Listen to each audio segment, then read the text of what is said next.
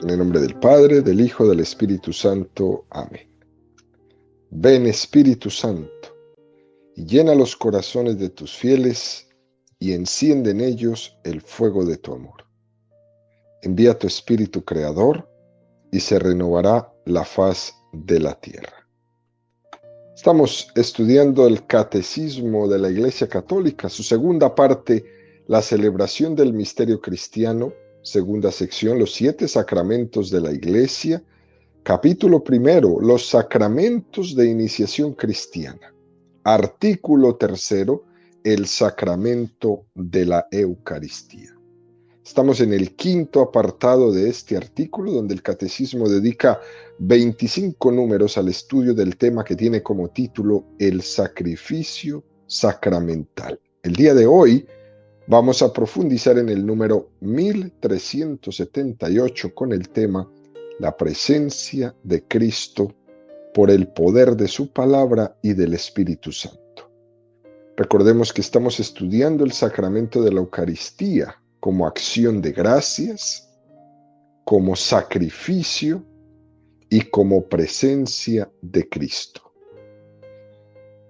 Número 1378 del Catecismo dice: el culto de la Eucaristía. En la liturgia de la misa expresamos nuestra fe en la presencia real de Cristo bajo las especies de pan y de vino. Entre otras maneras, arrodillándonos o inclinándonos profundamente en señal de adoración al Señor. La Iglesia Católica ha dado y continúa dando este culto de adoración que se debe al sacramento de la Eucaristía, no solamente durante la misa, sino también fuera de su celebración, conservando con el mayor cuidado las hostias consagradas, presentándolas a los fieles para que las veneren con solemnidad, llevándolas en procesión en medio de la alegría del pueblo. Es un número precioso que nos presenta el Catecismo esta mañana, tomado de la Mysterium Fidei en el número 56. Y lo que nos quiere decir el Catecismo es que la presencia real de Jesucristo en la Eucaristía no se limita al momento de la misa, no se limita al momento de la celebración litúrgica de la Eucaristía. Cuando el sacerdote dice, tomad y comed, esto es mi cuerpo, lo dice con todas las consecuencias. Se está hablando de una presencia que perdura. Y la Iglesia poco a poco ha ido tomando conciencia cada vez más de esto. Al principio no existía lo que nosotros entendemos hoy como el sagrario, ¿no? El lugar donde ponemos las hostias consagradas que no se consumen en la celebración eucarística. Pero la Iglesia sí comenzaba a reservar estas hostias en un lugar digno y seguro. Las hostias consagradas se reservaban para que pudieran después ser distribuidas a los enfermos después de concluir la Eucaristía o más tarde. Eso lo estudiamos cuando estuvimos leyendo esa carta de San Justino en el año 155, donde decía San Justino lo que hacía el diácono después de la celebración. Iba donde los enfermos a distribuirles la Eucaristía.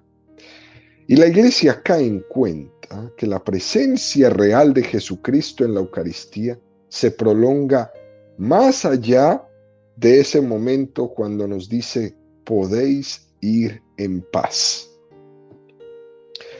Con el paso de los siglos, la Iglesia fue tomando aún más conciencia hasta instituir una fiesta propia, la fiesta llamada de Corpus Christi. Es una fiesta donde se nos ayuda a enfatizar más esa presencia real de Cristo, sacando incluso al Señor Eucaristía en procesiones, adornada con esas magnánimas custodias que se usan en algunos lugares, dándole ese realce, ese relieve a Jesucristo. No es que esa verdad de fe no estuviera desde el principio de la iglesia y hubo que hacerla en un momento determinado de la historia. No, no, no, no. Desde el Jueves Santo se celebran todas las dimensiones de la Eucaristía, como sacrificio, como banquete, como presencia real. Pero es muy especialmente que se dedica esta fiesta del Corpus Christi a subrayar algunos aspectos, especialmente el de la presencia real, que está desde siempre, pero se subraya especialmente en esta fiesta del Corpus Christi. Hay un principio en la teología que dice que la Eucaristía es como una prolongación del misterio de la encarnación. El Señor no se encarnó en una naturaleza de hombre durante un tiempo y después se despojó de esa naturaleza y volvió al cielo. No, se hizo hombre y subió al cielo siendo hombre. Por eso Dios, en su Trinidad, conoce perfectamente al hombre, porque Cristo se lo enseñó. Y eso también lo podemos aplicar a la Eucaristía. Jesús no se hace presente en la Eucaristía durante un tiempo, durante una celebración litúrgica, y una vez que se termina, desaparece esa presencia de Cristo. No. Nosotros no somos protestantes metodistas. Nosotros católicos creemos en que Cristo continúa y perpetúa su presencia en ese pan eucarístico, mientras que las especies del pan y del vino no se corrompan. Cristo estará ahí presente siempre. Tenemos ante esto un reto muy importante, queridos amigos, y es la tremenda crisis de secularización que existe entre los cristianos católicos. No solo de puertas para afuera entre los laicos, también de puertas para adentro entre los consagrados. Y uno de los puntos más álgidos de esa secularización es precisamente la falta de fe en la presencia real de Cristo en la Eucaristía. El primer milagro eucarístico en Lanciano, en el siglo XII, sucedió porque el sacerdote que estaba celebrando no creía en que Cristo estaba presente en la Eucaristía. Y el Señor se le reveló. Y ese pedazo de pan, esa hostia, en el momento de la consagración, se le convirtió en un pedazo de carne viva, de corazón de hombre, que todavía existe el día de hoy, vivo como en el siglo XII. Él no creía, y el Señor se lo manifestó. Eso que ocurre en la consagración, en el momento de la transustanciación que estudiamos el día de ayer, no nos puede dejar de impresionar. Los fieles no podemos olvidar que es el Señor desde el cielo, el que por medio del Espíritu Santo, en esas palabras del sacerdote, se hace presente. Y por eso nos arrodillamos ante Cristo. Y por eso cada vez que pasamos enfrente del sagrario hacemos una genuflexión. Cuando pasamos enfrente del altar, frente al sagrario, Y hacemos otros muchos más gestos que son bastante significativos de nuestra fe en la presencia real de Cristo en la Eucaristía. Pero cuando se deja de hacer eso, es un semáforo en rojo que se pone y dice, oh, aquí algo está pasando. A esta gente se le está olvidando que Cristo está presente realmente en este sacramento de la Eucaristía, ahí, en esa hostia consagrada. Por eso es que este número 1378 del Catecismo, queridos amigos, enfatiza diciendo, entre otras maneras, arrodillándonos o inclinándonos profundamente en señal de adoración al Señor. Esa es la señal.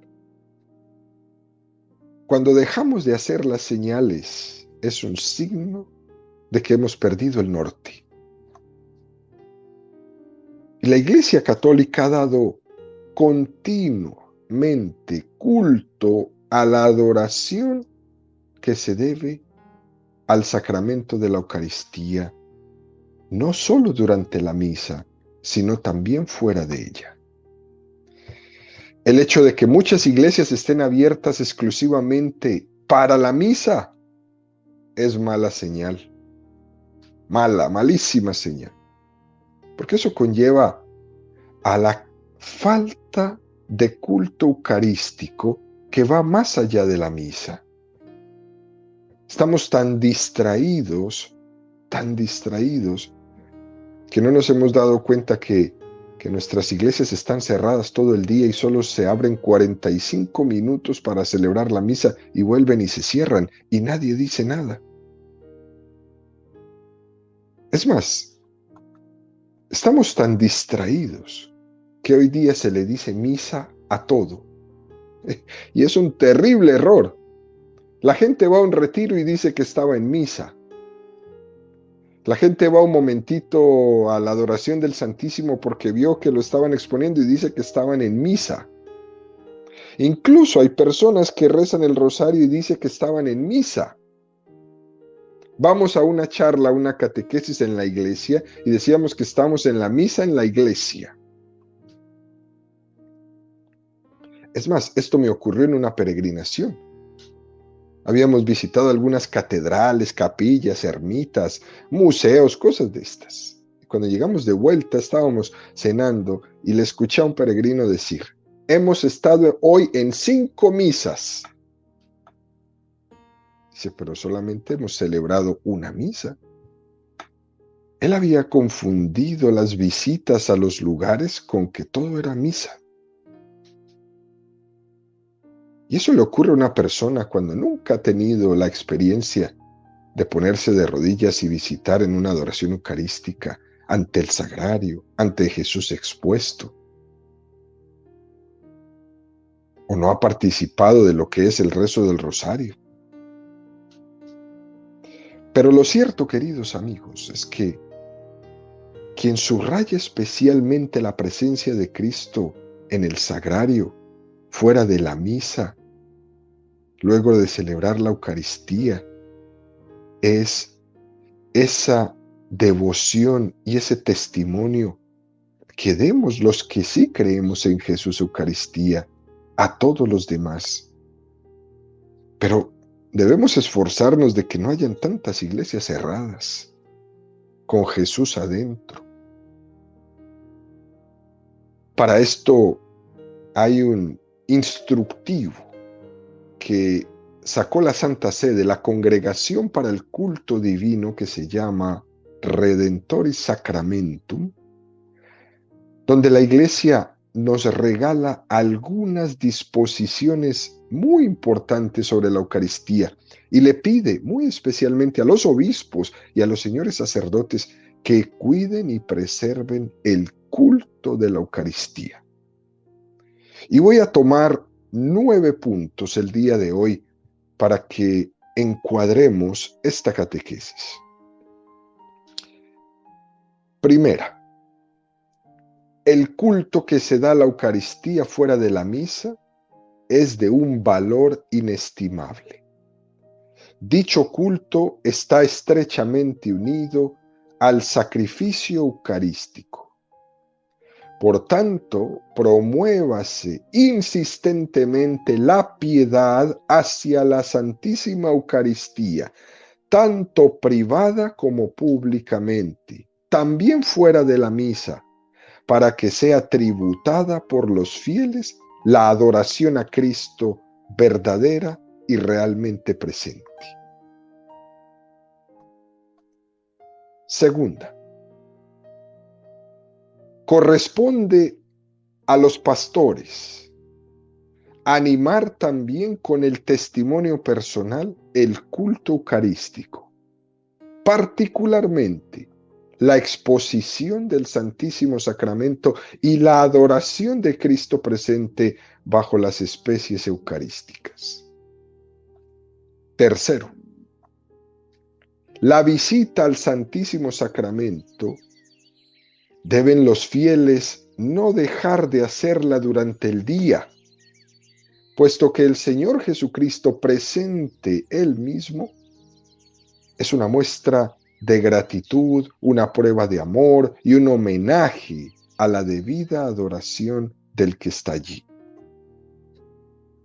Cuarta, la contemplación de Jesús presente en el Santísimo Sacramento en cuanto comunión espiritual une fuertemente a los fieles con Cristo como resplandece en el ejemplo de todos los santos. Quinta, la Iglesia, que es la que reserva la Santísima Eucaristía, debe de intentar dejarla abierta a los fieles, por lo menos algunas horas al día, a no ser de que obste una razón grave para poder hacer oración ante el Santísimo Sacramento. Es un apostolado hermoso, queridos amigos. Es que los seglares se ofrezcan al párroco, por ejemplo, para turnarse y tener unos horarios para que en la iglesia esté todo el tiempo acompañado Jesús, incluso cuidar la iglesia por si en alguno de estos lugares hay peligro de una profanación. Es impresionante que el Señor esté viviendo junto a nosotros y que nosotros no seamos conscientes de ello. Hay una anécdota muy interesante de un santo, San Alejo. San Alejo era hijo de una familia noble, muy rica, que vivía en un castillo. Y Alejo se cansó de esa vida y se marchó a mendigar. Abandonó la comodidad de su castillo, todo lo que le ofrecían sus padres, y vivió como mendigo muchos años. Después de varias décadas, ya siendo mayor, volvió a su castillo natal, donde todavía vivía su madre anciana y que lo extrañaba profundamente. Pero nadie reconoció a Alejo y él pidió alojamiento como mendigo a cambio de trabajo. Y bajo estas condiciones lo contrataron. Él se alojaba debajo de la escalera del castillo y allí vivió durante muchos años hasta que falleció. Pero durante el tiempo que vivió ahí, tenía fama de santidad entre todos los habitantes del castillo. Como tenía esta fama, en el momento de su muerte, cuando estaban amortajando el cuerpo, su madre anciana, que estaba presente por curiosidad ante la santidad de Alejo, reconoció que era su hijo cuando le vio algunas marcas y unos lugares que estaban en su cuerpo y rompió en llanto. Lo tenía ahí por muchos años y no lo había reconocido. Esta anécdota es para caer en cuenta que el Señor puede estar viviendo muy cerca de nosotros, en la iglesia a 2 minutos de mi casa, en la misma calle incluso, a 5 minutos en coche o a 2 minutos caminando, y nosotros todavía no nos enteramos. Qué pesar que la televisión que el internet, que el teléfono, que la tableta es más frecuentada que el sagrario.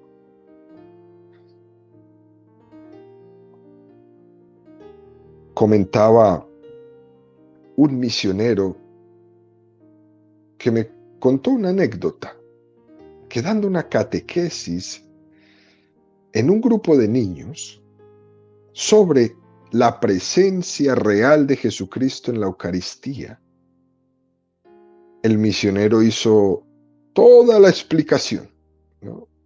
Y al final un niño le dijo: Padre, ¿y si Jesús está realmente ahí, usted cómo se va a la cama por las noches y lo deja solo? Ese misionero dice que esa pregunta le cambió totalmente su vida. Y él sacó este lema: no más sagrarios solos. Y a eso se dedicó el resto de su vida. A propagar que no esté Jesucristo solo.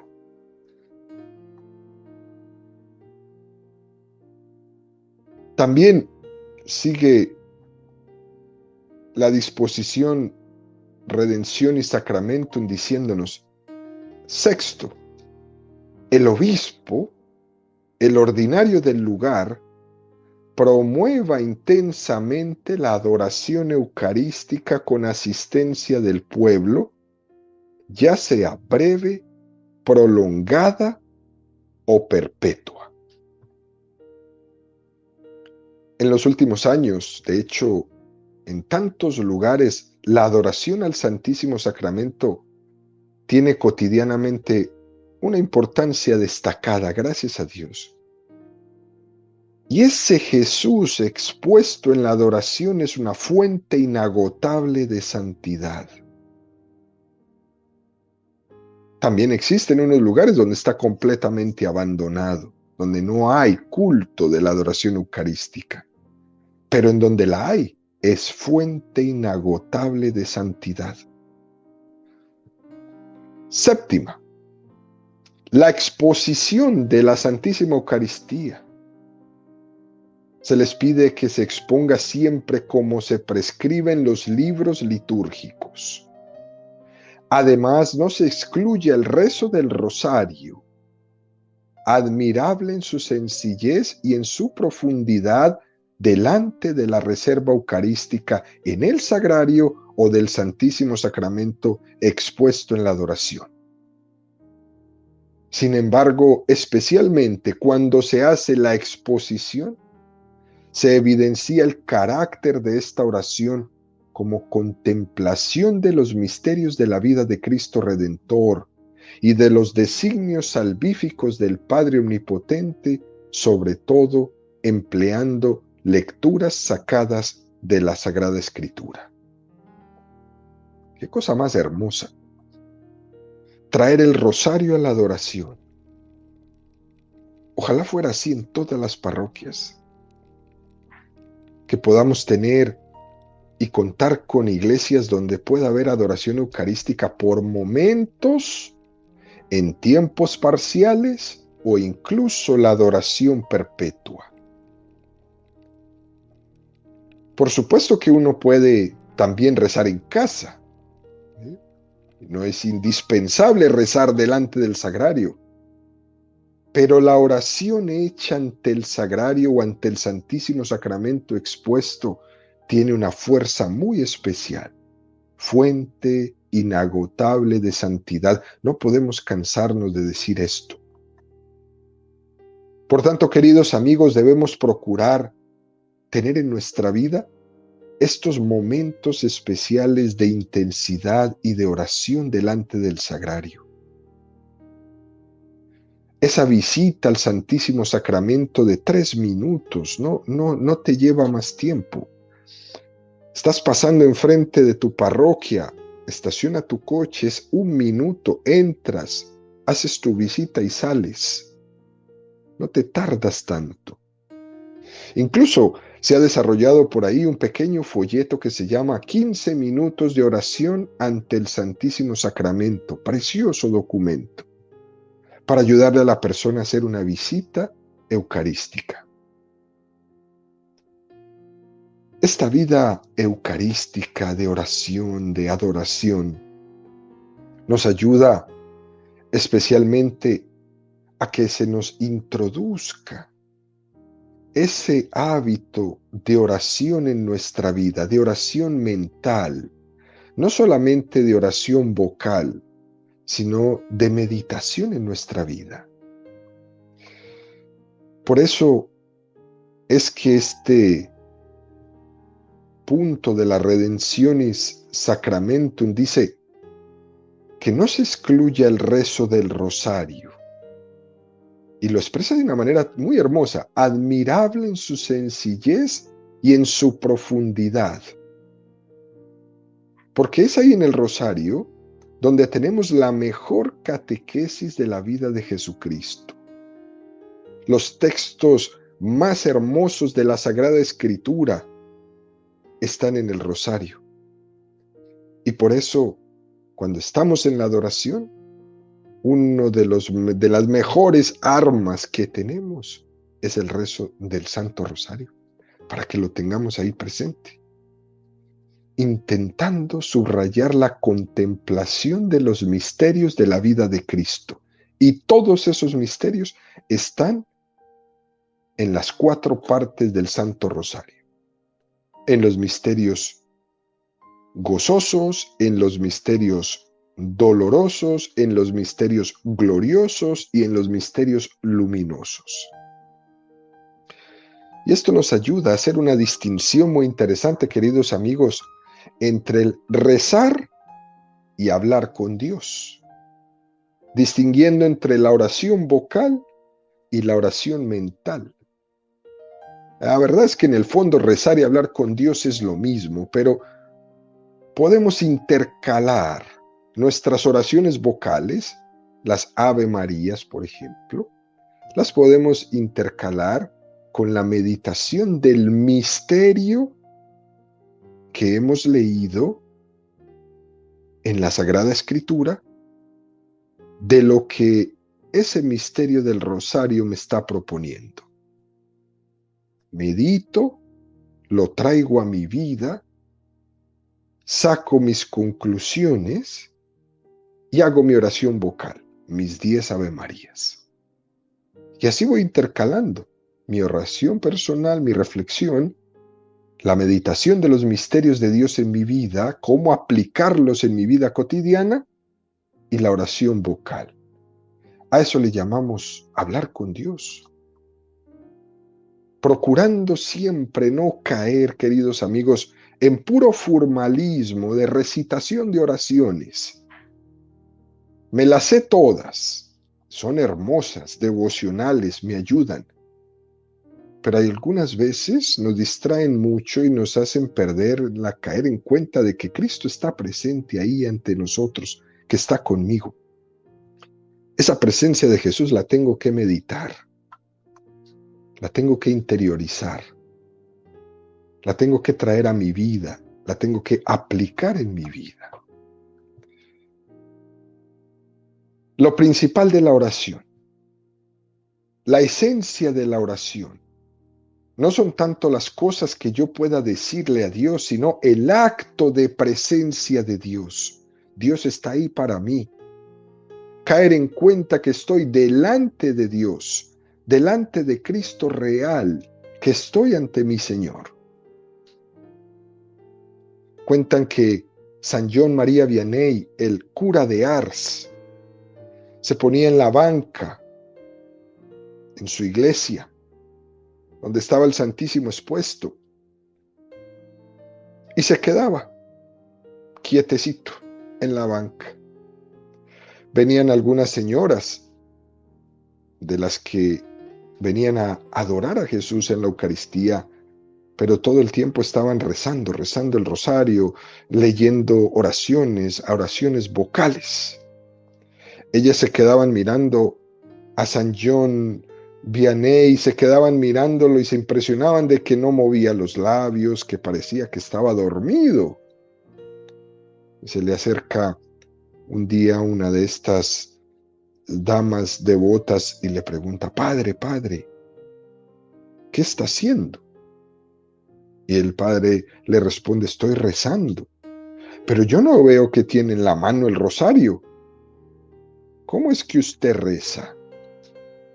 Yo lo miro y él me mira. Esa era la manera como rezaba el cura de Ars. Yo lo miro y él me mira. Eso es lo que hay que hacer en la adoración eucarística. Eso es mucho más importante que las cosas que pueda decir o recitar. Es como el perro fiel que se queda mirando a su amo y solo necesita estar ahí con su amo, nada más. Incluso ante esto, un director espiritual en unos ejercicios espirituales insistía mucho en que para hacer oración es importante estar dispuesto a aburrirse haciendo oración.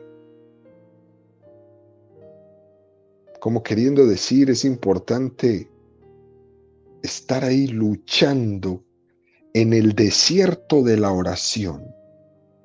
Estar sentado ahí en la banca, que nos cuesta mucho concentrarnos en la oración porque tenemos la mente dispersa en todos los quehaceres que tengo por delante, o porque hay una sequedad en mis sentimientos, es decir, yo no siento nada.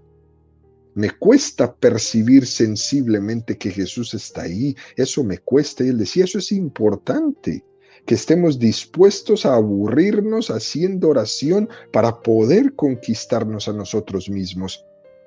No se trata de llegar y ahí mismo empezar a sentir que tienes maripositas en el estómago, pues no.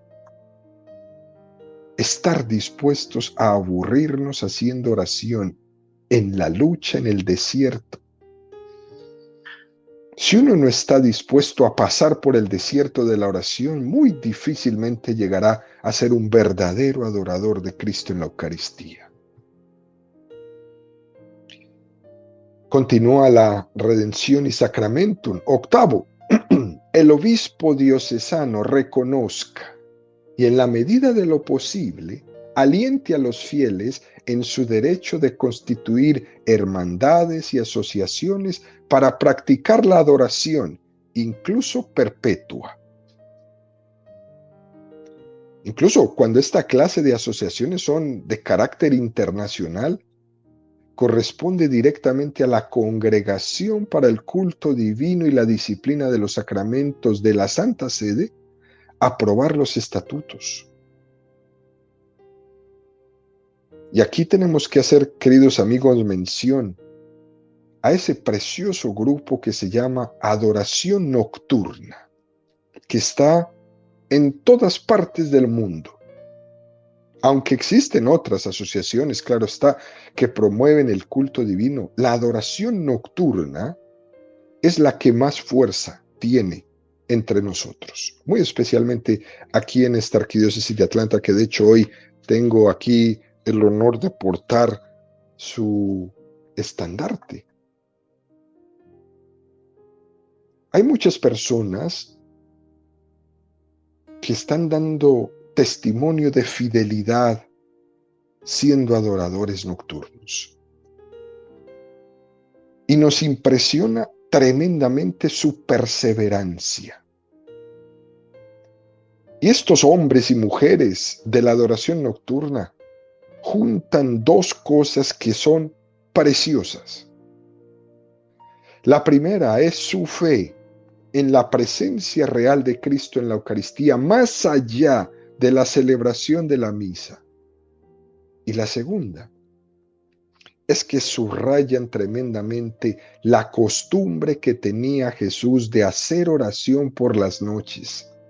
Esa costumbre que nos hablaba el Evangelio de San Lucas, se alejaba y pasaba la noche haciendo oración. Estos adoradores nocturnos subrayan estas dos cosas que me parecen a mí que son preciosas. La noche es tiempo de salvación y especialmente en los sagrarios donde Cristo está presente o en los altares donde está expuesto. Es como tener todo el tiempo esa lámpara encendida, esa imagen de una vocación que el Señor le da a esos adoradores nocturnos de ser lámpara encendida al lado del sagrario. Y mucha gente que me está escuchando dirá, bueno, pero la noche es para dormir, ¿sí? Eso es verdad, la noche es para dormir. Pero el Señor le da a algunas personas la vocación de ser adoradores nocturnos. De todas maneras, es que en esta sociedad donde vivimos, queridos amigos, el ritmo de vida que llevamos es tan increíble que le cuesta tanto a la gente conciliar el sueño. Y entonces la gente pierde el tiempo en las noches viendo televisión hasta largas horas de la noche, en los programas más ridículos que existen, y tienen problemas de conciliar el sueño. Quien sabe rezar tiene una gran posibilidad de conciliar mejor el sueño, de descansar mejor. El que sabe poner sus cosas en Dios también recibe de Dios el don de saber dormir en las manos del Señor. Posiblemente uno de los motivos por los cuales esta sociedad duerme mal. Cada vez más personas tienen problemas de insomnio y tienen su ritmo biológico cambiado completamente. Muchos de los motivos es porque no tienen cultivada una vida espiritual. No sabemos descansar en las manos del Señor. Noveno y último punto en este día, sobre los congresos eucarísticos internacionales o diocesanos. Ellos han marcado la vida de la Iglesia. Han sido fuente desde la que el Señor ha suscitado muchas vocaciones, matrimonios santos, movimientos apostólicos firmes. Porque es que cuando la gente se reúne con la finalidad de adorar a Cristo en la Eucaristía, eso siempre tiene un fruto precioso e impactante. ¿Y cuál es el fruto más grande? Que también nos lo presentó el santo de hoy, San Isidoro de Sevilla. El fruto de la adoración eucarística siempre va a ser la caridad. Porque la experiencia nos dice que es imposible ser un verdadero adorador de Cristo en la Eucaristía sin que tenga la consecuencia del ejercicio de una perfecta caridad. Así pues, queridos amigos, que la tarea que nos deja este catecismo en este día, de ser impulsadores de la adoración, defensores de la adoración, animadores de que se abran las iglesias, de que se exponga el Santísimo, de manera puntual, de manera perpetua, como sea, y que acompañemos a Jesús en la Eucaristía todo el tiempo de nuestra vida, incluso en nuestro descanso, donde aprendemos a descansar en las manos del Señor, y que sea esta vida eucarística reflejada como fruto de nuestra vida en una perfecta y profunda caridad de nuestra parte, siempre hacia los más necesitados.